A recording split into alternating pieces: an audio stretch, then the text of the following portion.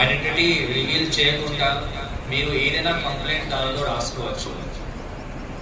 Now why I'm telling this, మనకి POCSO cases లో చాలా వరకు కేసెస్ మనకు తెలిసిన వాళ్ళు చేస్తారు కాబట్టి ఆర్ మనం చెప్పలేము. ఓపెన్లీ పోలీస్ స్టేషన్ వెళ్ళి ఆర్ పేరెంట్స్ కూడా చెప్పే పరిస్థితి లేవు.